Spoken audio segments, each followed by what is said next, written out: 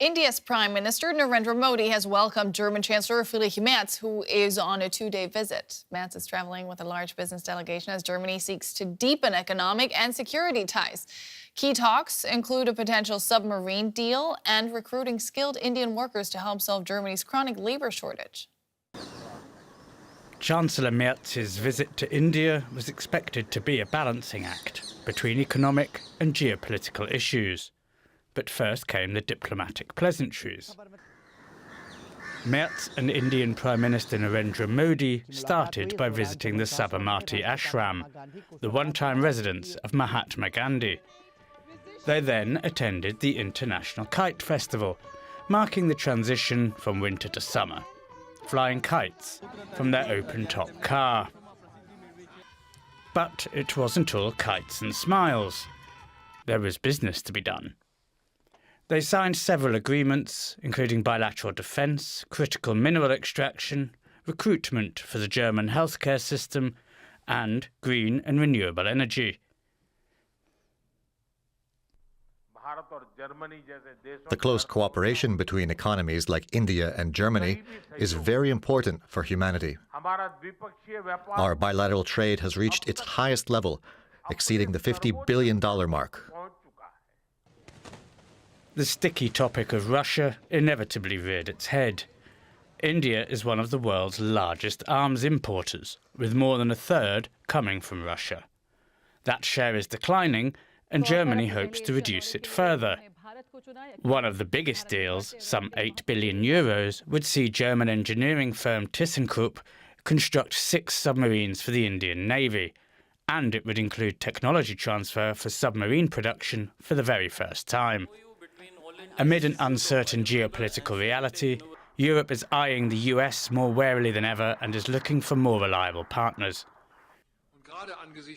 Particularly in view of the profound geopolitical changes and upheavals in the world, we share a fundamental interest in deepening our strategic partnership. As important as Europe and transatlantic relations remain for us Germans, we must now establish a further, larger network of partnerships and do so quickly and with staying power.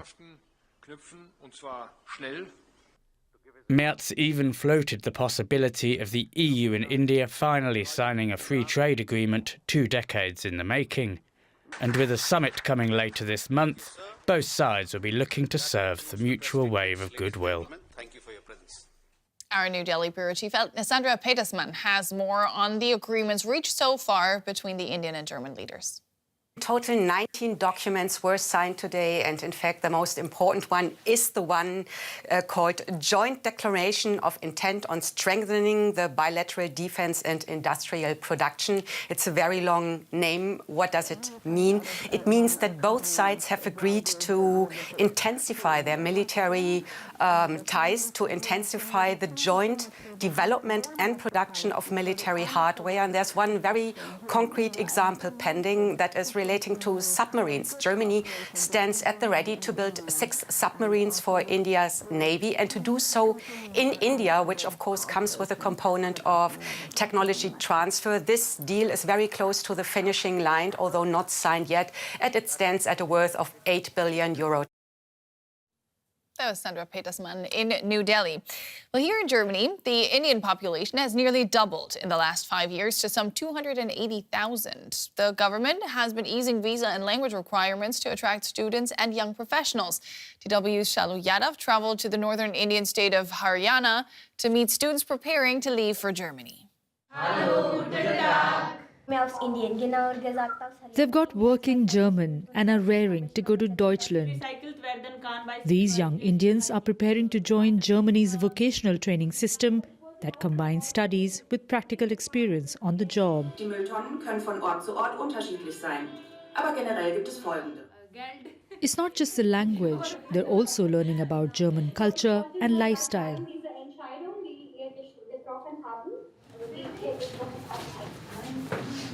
As the class breaks, they test each other's knowledge of their destination country.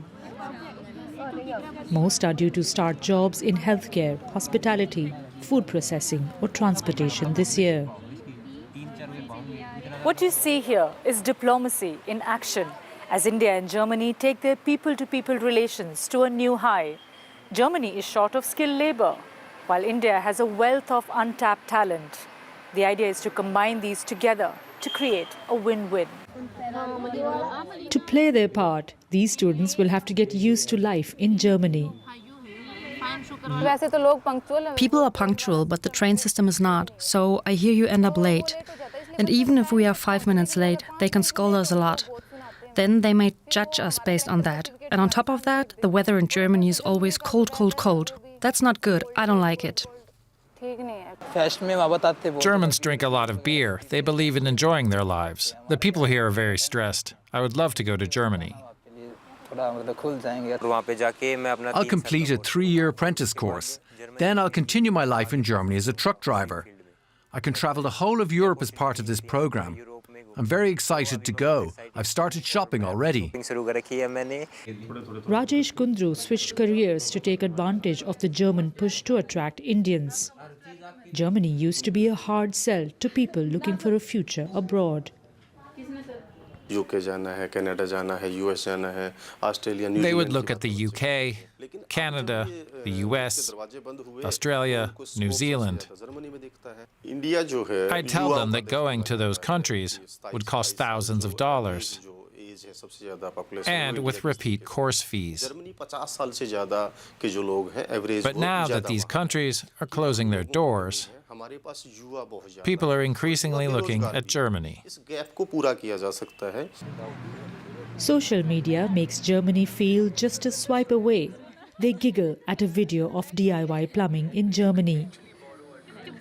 Not what they imagined they would be signing up for, but that could soon be a part of their lives too.